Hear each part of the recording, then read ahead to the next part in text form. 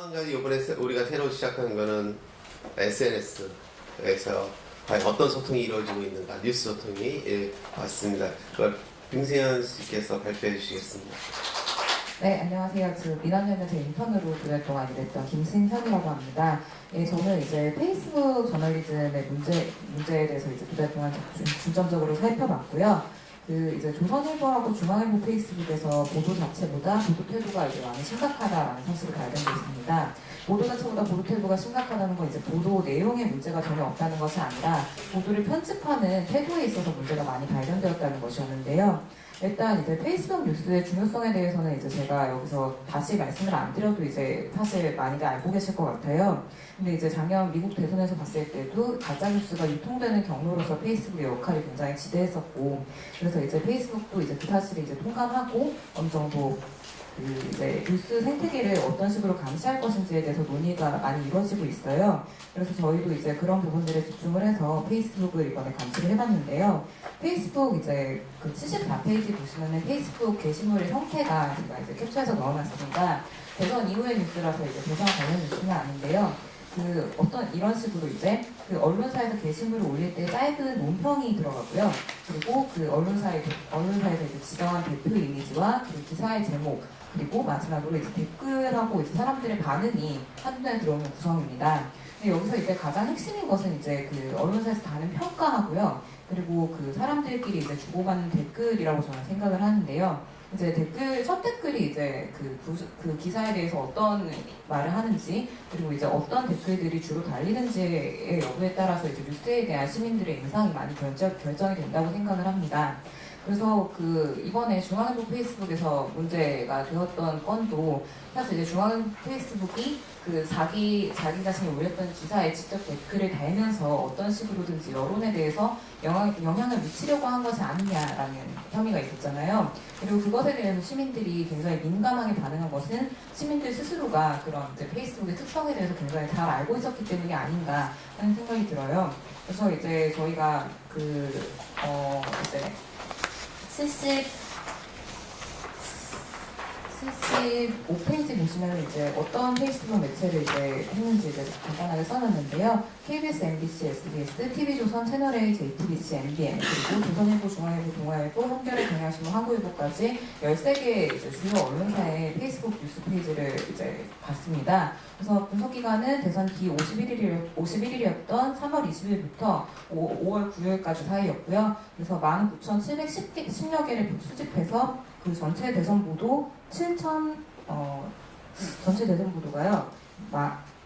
잠시만요. 제가 데이터를 적었다고 생각했는데 안 적었는데 약 한 6,000개 정도 되었던 것으로 기억을 합니다. 여기 밑에 이제 표에 나와 있는 방송사 1,689개, 신문사는 3,668개 정도 이제 페이스북에 선거 보도로 올라왔었습니다. 그래서 이제 언론사별로 보도 경향은 저희가 이제 중간평가 보고까지는 양적 분석을 좀 시도를 했었는데요. 근데 뉴미디어 매체의 특성상 동영상이나 이제 퀴즈나 이런 것으로 이제 연성화 시켜서 보도를 많이 하기 때문에 문법이 어느 정도 정착이 되어 있는 본성 문법이 어느 정도 정착이 되어 있는 신문에 비해서 양적 분석을 하는 것이 굉장히 어렵고 또 양적 분석으로 문제가 많이 드러나지 않는다라는 판단을 해서요. 그 시점까지 문제가 제일 많았던 조선일보하고 중앙일보 페이스북 페이지를 4월 19일 이후부터는 사례 위주로 분석을 많이 했습니다. 그래서 일단 이어서 보시면 이제 언론사별로 페이스북 활용도가 높은 매체가 따로 있고 낮은 매체가 따로 있는데 일단 대선 보도 비율 역시도 11%에서 43.5%까지 굉장히 큰 격차가 나고 있고요. 그리고 이제 하루에 올라오는 게시물 건수도 TV조선 같은 경우에는 10개 내외 정도밖에 올리지 않는 반면에 중앙일보는 하루에 110여 개까지 올리면서 굉장히 언론사별로 매체를 다르게 사용하는 형태를 볼 수 있었습니다. 그래서 일단 대선 보도의 지상파가 소극적이었던 부분들에 대해서 약간 좀 아쉬웠는데 76페이지 보시면은 MBC가 대선 보도를 3월 20일부터 3월 25일까지 한 번도 올리지 않았다라는 사실을 저희가 그때 처음으로 중간 보고 때 말씀을 드렸었어요. 일단 그 지상파 방송사가 가지고 있는 사회적 책임이 있음에도 불구하고 KBS하고 MBC가 전체 대선 보도 그 언론사 평균이 27.2%에 크게 못 미치는 수준의 보도를 했다는 것에 대해서 일단 좀 아쉬운 면이 있었고요. 그다음에 TV조선하고 채널A는 저희가 문제 보도가 굉장히 많이 발견될 것이라고 생각을 했는데 예상외로 문제 보도가 거의 발견되지 않거나 아니면 이제 전날에 이미 종편 뉴스에서 했던 내용을 거의 짜집기한 수준이어가지고요. 그래서 그 시민들도 사실 이 페이스북 페이지를 많이 구독을 하지 않는 것을 보였고요. 그래서 이제 분석 대상으로서 이제 선정을 차후에는 그 분석 대상으로서 선정을 하지 않았고, 그리고 이제 SBS하고 JTBC가 언론 그 굉장히 그 페이스북 페이지의 구독자 숫자도 높고 그리고 굉장히 활용을 잘하는 것으로 이제 평가가 되었습니다. 이 정도로 일단 그 시작된 언론사 중에서 이제 페이스북 페이지를 활용하는 추세를 이제 한번 살펴봤고요. 이제 중점적으로 볼 것은 중앙일보 페이스북 페이지가 어떤 식으로 이제 편집권을 남용을 했는지, 그리고 조선일보 페이스북 페이지가 어떤 식으로 이제 여론을 왜곡해서 이제 보도를 했는지 그런 것들일 텐데요. 78페이지부터 이제 그런 이야기가 나옵니다. 중앙일보 페이스북이 굉장히 하루에 게시물을 올리는 건수가 많습니다. 그래서 이제 하루에 평균 103.7건의 게시물을 올렸고 이게 주말을 포함한 통계이기 때문에 주중에는 140건까지 올리는 경우도 있었습니다. 그래서 그 평균적으로 볼 때 14.4분에 한 건씩으로 올린 셈인데, 그리고 대선 보도 자체도 100건 중에서 31.6개 정도 하면서 그 대선 보도 자체도 이제 비율이 굉장히 높은 편이었는데요. 근데 이제 그렇다고 해서 보도의 질이 좋지는 않았습니다. 4월 19일부터 5월 5일까지 올렸던 800개의 게시물 중에 373개가 특정인의 발언에 그대로 옮긴 따옴표 보도로 채워졌습니다. 그래서 해당 기간 전체 대선 보도 중에서 약 절반 정도에 해당하는 46.6%에 해당하는 수치인데요. 그 취재할 수 있는 인력도 한정되어 있고, 그리고 이제 그 당일에 이제 화제가 되는 사건도 한정되어 있는 상황에서 무리하게 보도량을 늘리기 위해서 따옴표 보도가 많아졌던 것은 아닌가 하는 의심이 좀 드는 일이었습니다. 그리고 이런 따옴표 보도가 많아진 것이 결코 시민들에게 도움이 되지 않는다는 사실을 한 번 더 확인할 수 있었던 것이 3월 30일 같은 경우에는 선거보도 24건 중에 7건이 따옴표 보도로 된 정치인과 상호 비방을 담고 있는 게시물이었는데요.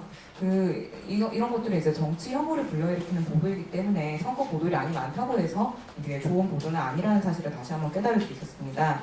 그래서 이제 특히 이제 박지원 대표가 항상 그 페이스북이나 뭐 아니면 논평 같은 걸로 문재인에 대해서 문모닝 이런 그런 이제 문평들을 많이 냈잖아요. 근데 중앙일보 페이스북 같은 경우에는 그런 이제 멘트를 그대로 따옴표를 달아서 자기네들이 이제 그대로 보여줬습니다. 아까 말씀하셨듯이 불이 났다 이런 식으로 이제 문재인에 대한 나쁜 얘기만 계속해서 전달을 한 거죠. 그리고 이제 제가 이제 제일 문제 있게 본 것은 이제 79페이지에 있는 문재인 의혹 기사 같은 경우에 중복 게시를 하고 확인 안 된 의혹을 물량 공세를 했다는 점인데요. 이제 그 첫 번째로 보시면은 송민순 문건 논란 같은 경우에는 4월 21일에 송민순 씨가 이제 쪽지를 공개하면서 굉장히 화제가 많이 됐었잖아요. 그래서 이날 올렸던 중앙일보가 51개의 대선 게시물 중에 13개를 논란 관련 뉴스로만 채웠습니다. 그리고 그 중에 4건은 이제 송민순 전 장관이 이제 쪽지를 공개했다는 내용, 그냥 정말 불이 났다는 내용을 그냥 조금씩 제목만 달리해서 만든 기사였고요. 그리고 어떤 두 건의 기사는 같은 두 건의 기사를 멘트를 조금 다르게 해서 2번씩 페이스북에 올렸습니다. 그래서 이제 13건 기사 중에서 5건 정도는 뻥튀기 된 기사라고 볼 수 있을 것 같습니다. 그래서 비슷한 시기에 근데 이슈였던 홍준표 자유한국당 후보의 돼지 발정제 논란이 있었는데요. 이 같은 경우에 이제 4월 20일에 화제가 되어서 전날에 화제가 되고 그랬었는데, 근데 이거를 논란 이후에 3일 동안 중앙일보가 6건밖에 보도하지 않았어요. 근데 송민순 문건 논란은 그 이틀 동안 22건을 보도했습니다. 그러면서 이제 안보 문제에 예민한 중앙일보가 송민순 문건 논란을 무겁게 인식한 것이라고 이제 해석도 가능하지만, 자사의 인식을 이제 시민들한테 알리기 위해서 뉴스의 경중을 부풀려 전달하는 정도라면 문제가 좀 심각하지 않았나라는 생각이 듭니다. 그리고 이제 이런 보도 경향이 또 어디서 보이냐면요. 문재인 아들 의혹을 보도하는 경향에서 또 보였는데요. 3월 20일부터 4월 8일까지 그 13개 언론사 페이스북에 올라온 문재인 아들 의혹 보도가 총 48건이었습니다. 근데 이 중에 31건이 중앙일보 보도입니다.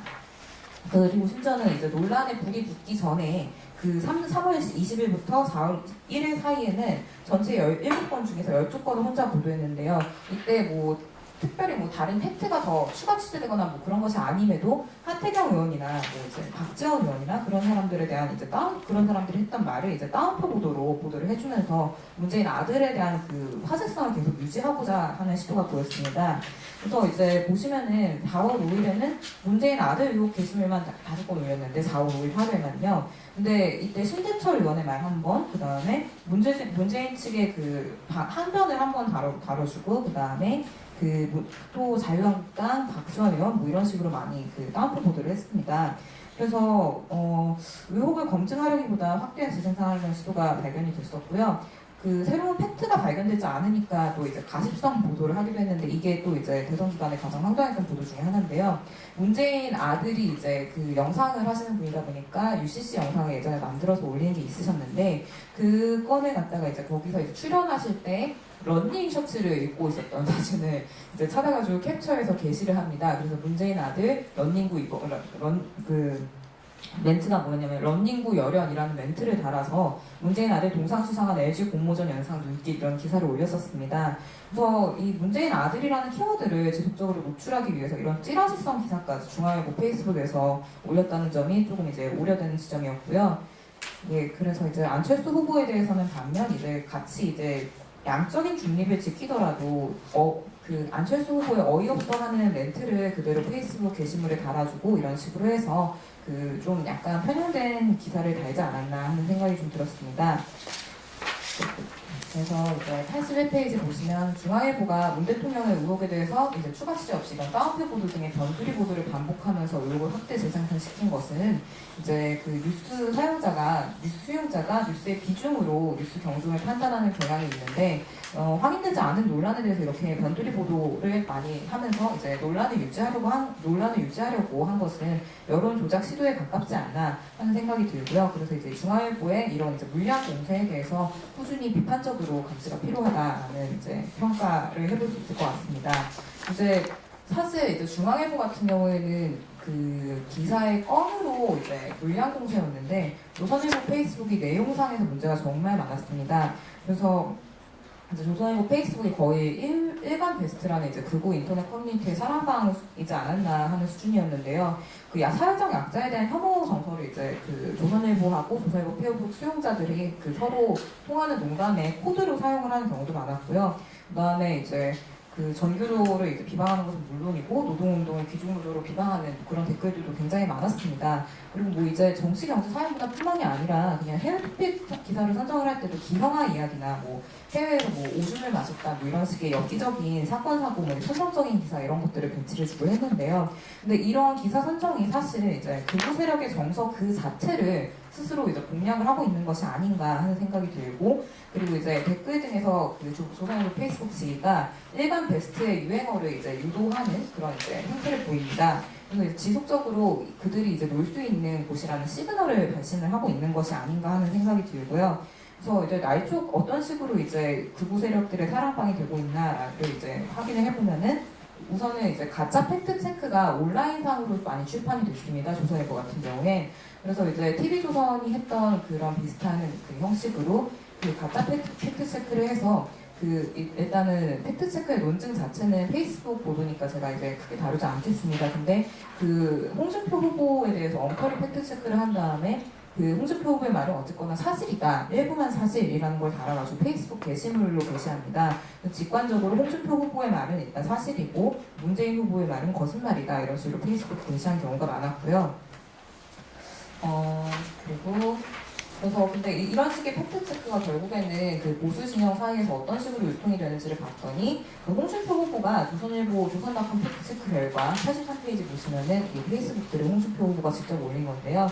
그 이슈가 된 사안에 대해서 조선닷컴이 팩트 체크를 했는데 문재인 후보는 거짓말이 이만큼이나 많고 그리고 저는 거짓말이 이렇게 없습니다 하면서 이제 제가 거짓말쟁이가 아니라 문재인 후보가 거짓말쟁이다 이렇게 얘기를 하는 그게 있는데 홍준표 후보도 이렇게 이야기를 하고 뉴데일리나 그 기타 이제 보수 매체들에서도 이런 식의 보도를 그대로 받아 적으면서 문재인 후보가 거짓말쟁이다라고 얘기하는 근거를 조선일보에서 사실상 만들어주지 않았나 하는 생각이 들고요. 그 다음에 조선일보에서 이제 뉴미디어를 활용해서 편파적인 보도를 하기도 했는데 꿀잼 지구과학 특강이라는 영상이 1분짜리인데 굉장히 편파적이었습니다. 이게 꿀잼 지구과학 특강에 뭐가 꿀잼 지구과학 특강이었냐면은 그 5월 2일에 있었던 토론회에서 그 홍준표 후보가 문재인 후보를 가르치면서 녹조가 4대강 녹조가 4대강의 원인이 아니다라고 이야기를 했잖아요.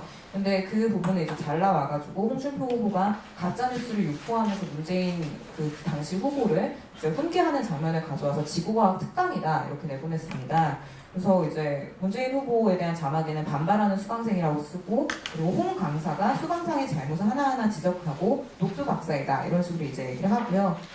예, 그리고 이제 문제 사례가 너무 많아서 시간이 좀 모자란데 그 문재인 침해라는 태그를 달고 기사를 쓰기도 했습니다.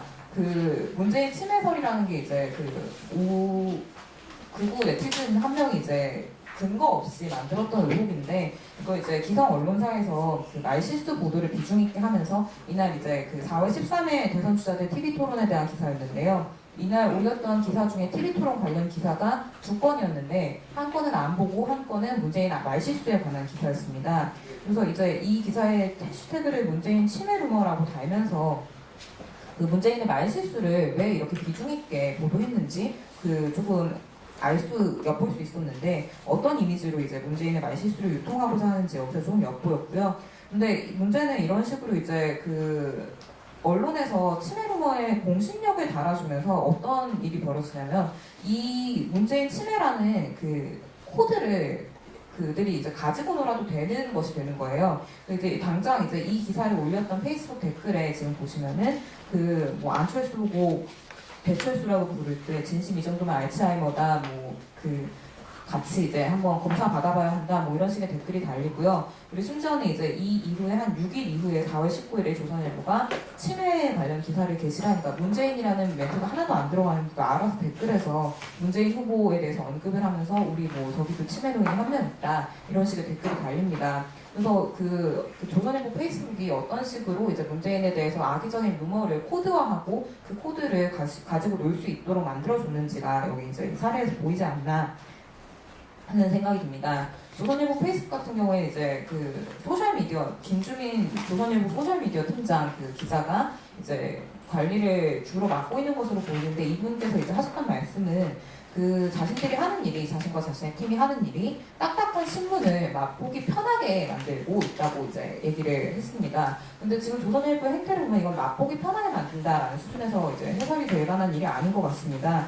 그래서 이제 쉬워지겠다라는 서울조원 민영하에 혐오를 이제 유머로 소비하고자 하는 사람들이 이제 차세대 먹거리 삼아서 그들의 이제 편승해가지고 이제 그들의 입맛에 맞는 뉴스를 만들어주고 있는 것이 아닌가 하는 생각이 들고요. 그래서 결국 페이스북 저널리즘의 문제는 이런 식으로 이제 편집권을 남용하고 그리고 이제 잘못된 코드를 사용해서 하고 있는 것에 이제 있지 않나 하는 생각이 드는데요. 또 이제 제가 생각하기엔 제가 이제 이번 페이스북 모니터를 진행하면서 이제 내린 결론은 그 언론사별로 페이스북 이제 사용하는 것에 대해서 준칙이 일단 마련이 되어야 할 것이고, 그다음에 페이스북 담당자에 대해서 저널리즘 교육이 꼭 필요하다고 생각을 합니다. 그래서 이제 그 단순 홍보 창구로 이제 언론사들이 페이스북을 많이 생각을 하는데, 근데 지금 이번에 중앙일보 사태에 대한 반응만 보아도 사람들이 이제 페이스북을 굉장히 이제 제1의 그 자신들의 언론의 기사를 만나는 가장 첫 창구로 생각하는 사람들이 종종 있기 때문에 그 더 이상은 그렇게 홍보 창구로만 생각해서 안 된다고 이제 보입니다. 그래서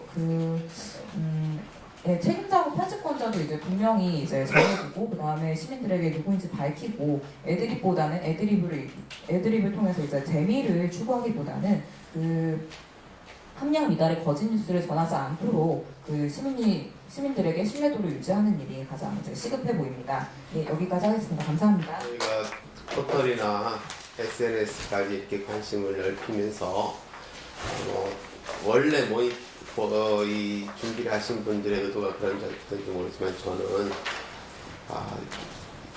새로운 민주주의적인 직접적인 소통이라는 것이 확대되는 것이 한편에서 의미가 있지만, 이것이 집단 지성으로 이렇게 그러려면 사실은 일정한 정도의 성숙도가 필요한데, 과연 그걸 누가 할 수 있을까?